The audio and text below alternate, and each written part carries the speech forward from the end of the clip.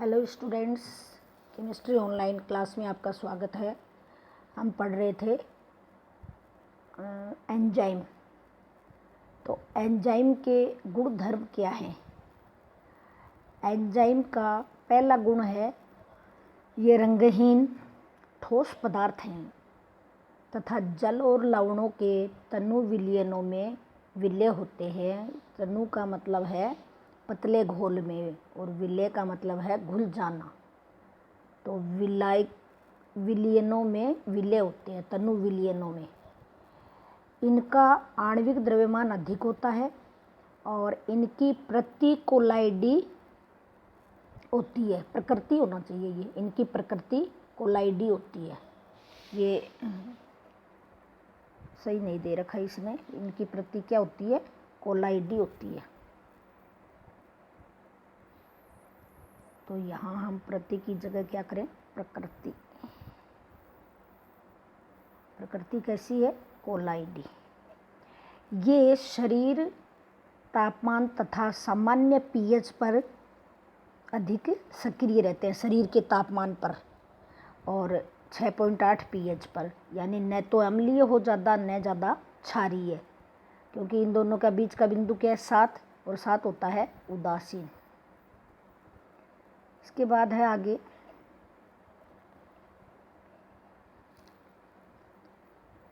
पांचवा बिंदु।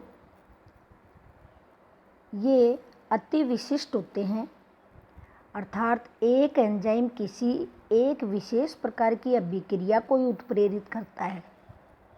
एक एंजाइम सारी अभिक्रियाओं पे नहीं करता है काम। एक एंजाइम एक किसी विशेष अभिक्रिया को नियंत्रित करता है, उत्प्रेरित करता है। छठा है इनकी सक्रियता कुछ कार्बनिक और अकार्बनिक पदार्थों द्वारा नियमित या कम की जा सकती है। दोनों प्रकार के पदार्थों से, चाहे कार्बनिक हो चाहे अकार्बनिक हो। इनकी अत्यंत कम मात्रा ही अभिक्रिया के उत्प्रेरण के लिए पर्याप्त होती है, मतलब सूक्ष्म मात्रा में ही चाहिए, ये कम मात्रा में। इनकी उपस्थिति से अभिक्रिया की दर में हम 10 गुना तक वृद्धि कर सकते हैं, यानी अभिक्रिया की गति को हम बढ़ा सकते हैं। अब है एंजाइम की क्रियाविधि। एंजाइम की क्रियाविधि क्या होती है? एंजाइम की क्रियाविधि, इसमें 2-3 अल्फ़ाबेट हैं, उनको याद रखना पड़ेगा। जैसे एंजाइम जैव रासायनिक अभिक्रिया के पथ को बदल देते हैं, जिससे अत्यंत कम सक्रियण ऊर्जा पर ही संक्रमण अवस्था प्राप्त हो जाती है, कम सक्रियण ऊर्जा पर, इसलिए इनका वेग बढ़ जाता है। एंजाइम में सक्रिय केंद्र होता है जिस पर सबस्ट्रेट से क्रिया होती है, और एंजाइम की क्रियाविधि है उसके 4 चरण हैं। पहला चरण क्या है कि एंजाइम को हम किससे प्रदर्शित करेंगे? ई से, कैपिटल ई। तथा सबस्ट्रेट को हिंदी में बोलते हैं क्रियाधार, यानी एंजाइम जिस पे चिपकता है वो आधार, तो उसको एस से कर देंगे, एस से। जब दोनों जुड़ गए हैं, सबस्ट्रेट से एंजाइम जुड़ गया तो बन गया ई एस। क्या बन गया? E S. अब एक संकुल का एंजाइम यही ई एस और एक मध्यवर्ती संकुल में परिवर्तित हो जाता है जिसका नाम है ई आई। ई एस किस में बदल जाता है? ई आई में। अब ये ई आई क्या करेगा? इस संकुल का एंजाइम है वो उत्पाद संकुलन में बदलेगा।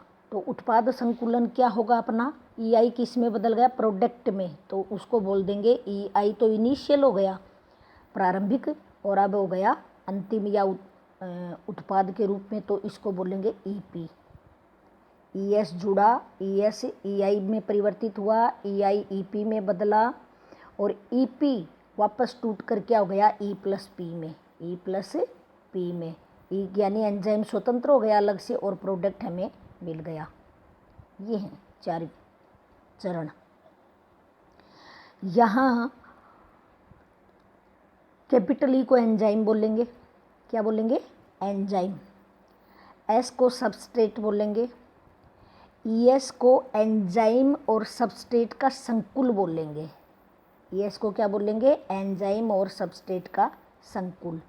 ईआई को क्या बोलेंगे? एंजाइम और मध्यवर्ती संकुल।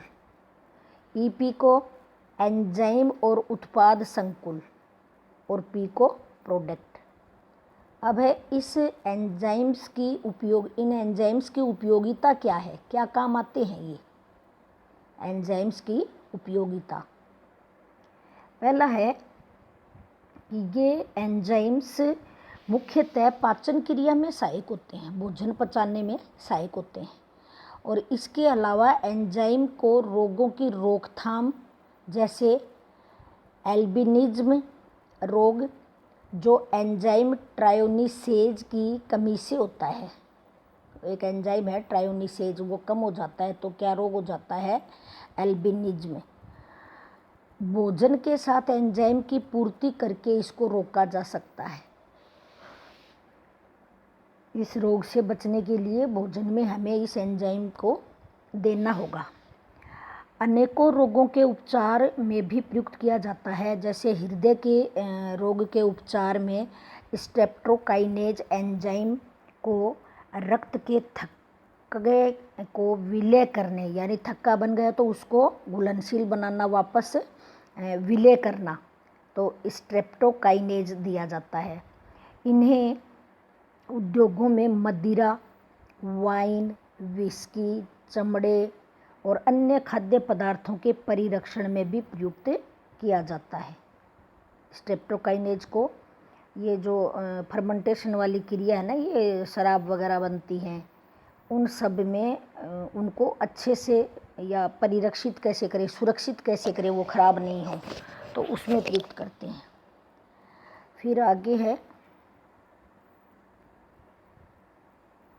न्यूक्लिक अम्ल, उपयोगिता हो ही गई। न्यूक्लिक अम्ल क्या है? छोटी क्लास में आपने पढ़ा है, 10th क्लास में भी आपने पढ़ा होगा ये, कि समस्त जीवित कोशिकाओं के नाभिकों में, कोशिका का नाभिक क्या है? केंद्रक। कोशिका का नाभिक क्या है? केंद्रक। ये नाभिक है, यहाँ केंद्रिका पाई जाएगी। नाभिक में पाए जाने वाले न्यूक्लियोप्रोटीन में न्यूक्लिक अम्ल होता है, प्रोस्थेटिक समूह के रूप में होता है। ये जीवन के लिए अत्यंत महत्वपूर्ण भी है, क्योंकि कोशिकाओं में पाए जाने वाले जो गुणसूत्र हैं वो किस में पाए जाते हैं? केंद्रक में। और गुणसूत्रों में जो आनुवांशिक कूट है वो या जीन धारण करना या न्यूक्लिक अम्ल से बने हुए होंगे ये, तो वो न्यूक्लिक अम्ल डीएनए का है, वो डीऑक्सीराइबो न्यूक्लिक अम्ल है, डीएनए का। आनुवांशिक कूट धारण करने वाले जीन न्यूक्लिक अम्ल से बने होते हैं, और विभिन्न कोशिकाओं में प्रोटीनों का संश्लेषण भी न्यूक्लिक अम्लों द्वारा ही नियंत्रित होता है। प्रोटीन का संश्लेषण भी न्यूक्लिक अम्ल ही करते हैं। अब है न्यूक्लिक अम्ल है वो 2 प्रकार की हैं, यानी वो शर्करा उसमें 2 प्रकार की पाई जाती है, एक तो राइबोज शर्करा और एक डीऑक्सीज राइबोज शर्करा। न्यूक्लिक अम्ल हैं वो कितने प्रकार के हैं? 2 प्रकार के, आरएनए और डीएनए। आरएनए का पूरा नाम है राइबो न्यूक्लिक अम्ल, और डीऑक्सी राइबो न्यूक्लिक अम्ल, यानी एक ऑक्सीजन, डी का मतलब निकलना और ओ का मतलब ऑक्सीजन, एक ऑक्सीजन निकल जाती है तो क्या बन जाता है? डीऑक्सी राइबो न्यूक्लिक अम्ल। डीएनए मुख्यतः केंद्रक में पाया जाता है तथा कुछ मात्रा कोशिका द्रव्य में और माइटोकॉन्ड्रिया और क्लोरोप्लास्ट में भी पाई जाती है, जबकि आरएनए है वो केवल और केवल कोशिका द्रव्य में ज़्यादा और बहुत कम मात्रा में केंद्रक में पाया जाता है, एक दूसरे से उल्टे हैं। डीएनए तो किस में पाया जाता है ज़्यादा? डीएनए पाया जाता है ज़्यादा केंद्रक में। किस में पाया जाता है? केंद्रक में, केंद्रक में। और आरएनए ज़्यादा किस में पाया जाता है? माइटोकॉन्ड्रिया में, या तो, और या क्या बताया है, अगर जंतु की है तो माइटोकॉन्ड्रिया, अगर पौधे की है कोशिका तो उसमें क्या पाया जाएगा? पौधे की में, ये पौधे की कोशिका है ऐसे, है ना। तो पौधे की कोशिका में के ये साइड में होता है केंद्रक, तो क्लोरोप्लास्ट में पाया जाता है। किसमें पाया जाता है? क्लोरोप्लास्ट में। जबकि आरएनए मुख्य रूप से कोशिका द्रव्य में है। यहाँ इसमें आरएनए कोशिका द्रव्य में पाए जाएंगे ये, और थोड़ा बहुत किस में पाया जाता है? केंद्रक में। अब है इसका रासायनिक संगठन क्या है डीएनए और आरएनए का। डीएनए का रासायनिक संगठन है, डीएनए 3 प्रकार की इकाइयों से मिलकर बना है। न्यूक्लिक अम्लों का मंद परिस्थितियों में जल अपघटन होने पर वो न्यूक्लियोटाइड देते हैं, यानी इकाई दे देते हैं अपनी, जो पुनः जलयोजित होकर के न्यूक्लियोसाइड और फॉस्फोरिक अम्ल बनाते हैं। तो जल अपघटन कराने पर शर्करा अकार्बनिक अम्लों की उपस्थिति में अगर न्यूक्लियोसाइडों का जल अपघटन कराएंगे तो शर्करा और क्षार मिलता है। तो इसका मतलब 3 चीज़ों से मिलकर बना है, फॉस्फोरिक अम्ल, और दूसरा क्या हो गया, शर्करा और क्षार। इन 3 चीज़ों से मिलकर बनता है डीएनए। तो न्यूक्लिक अम्ल और उसकी एक इकाई का नाम हो गया न्यूक्लिक अम्ल। क्या हो गया? एक इकाई का नाम न्यूक्लिक अम्ल। लेकिन बहुत सारी इकाई जुड़ जाती हैं तो उसको बोलते हैं पॉलीन्यूक्लियोटाइड। पॉलीन्यूक्लियोटाइड। और एक न्यूक्लियोटाइड में क्या होगा? न्यूक्लियोसाइड होगा और फॉस्फोरिक अम्ल होगा। और न्यूक्लियोसाइड में क्या होगा? ये 2 चीज़ें होंगी, शर्करा और कार्बनिक क्षार। तो टोटल न्यूक्लियोटाइड में क्या होगा? न्यूक्लियोटाइड में होगा न्यूक्लियोसाइड और फॉस्फोरिक अम्ल, और साइड में ये 2 चीज़ें और होंगी, शर्करा और कार्बनिक क्षार। तो कुल मिला के हम ये कह सकते हैं ये इन 3 चीज़ों से मिलकर बना है। इसी प्रकार न्यूक्लिक अम्लों को जल अपघटन से 3 प्रकार के यौगिक भी हम प्राप्त करते हैं, फास्फोरिक अम्ल, शर्करा और क्षार। ये बताई दिया मैंने। उसके बाद में है शर्करा है, वो कितने प्रकार की होती है? वो 2 प्रकार की हो गई। अगर डीएनए है तो डीऑक्सीराइबोन्यूक्लिक अम्ल पाई जाएगी, और अगर आरएनए है तो राइबोन्यूक्लिक अम्ल। राइबोन्यूक्लिक अम्ल, इनका पूरा नाम याद कर लेना दोनों का। न्यूक्लिक अम्लों में शर्करा राइबोज पाई जाती है, और उसमें पाई जाती है डीऑक्सीराइबोज डीएनए में। अब आगे है कि न्यूक्लिक अम्ल है, राइबोन्यूक्लिक अम्ल है, वो तो होता है आरएनए, और डीएनए होता है डीऑक्सीराइबोन्यूक्लिक। तो जिन न्यूक्लिक अम्लों में 2 डीऑक्सीराइबो शर्करा पाई जाती है उन्हें डीऑक्सीराइबोज न्यूक्लिक अम्ल कहा जाता है, यानी डीएनए कहा जाता है। अब क्षार हैं वो 4 होते हैं, हमने पढ़ ली ना। क्षारक, शर्करा तो ये हो गई दोनों, फास्फोरिक अम्ल हो गया H3PO3 ये। अब है कार्बनिक क्षारक हैं, वो 4 होते हैं। तो 2 को तो हम कहते हैं प्यूरिन और 2 को कहते हैं पिरिमिडिन, यानी प्यूरिन जैसी संरचना से बनते हैं और पिरिमिडिन जैसी। तो पिरिमिडिन अपना एक तो एन हो जाए और 4 कार्बन हो जाए, उस रचना को हम क्या बोलते हैं? पिरिडिन बोलते हैं। ये ऐसे बंद होंगे, सिंगल डबल सिंगल ऐसे। तो प्यूरिन क्षारों में एडिनिन ए, ग्वानिन जी तथा पिरिमिडिन में क्षार साइटोसिन और थाइमिन और यूरेसिल। अब वो यूरेसिल किस में पाया जाता है? आरएनए में।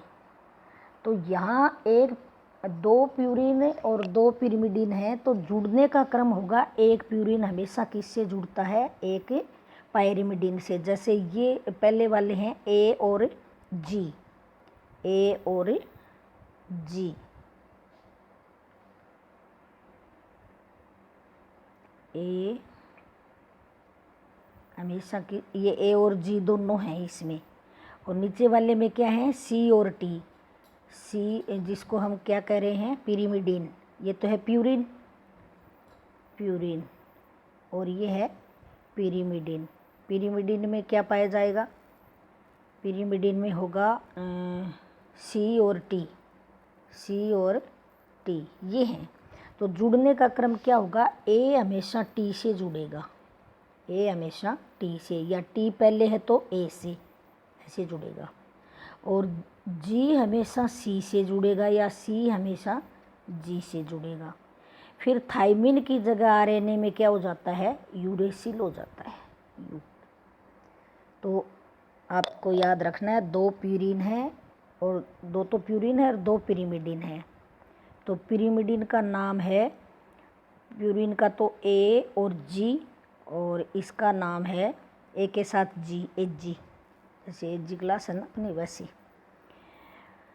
बाकी के ये यूरेसिल है। तो डीएनए तथा आरएनए दोनों ही न्यूक्लिक अम्लों में प्यूरिन क्षार के एडेनिन व ग्वानिन पाए जाते हैं, जबकि आरएनए में पिरिडिन क्षार के रूप में साइटोसिन व यूरेसिल तथा डीएनए में साइटोसिन और थाइमिन पाया जाता है।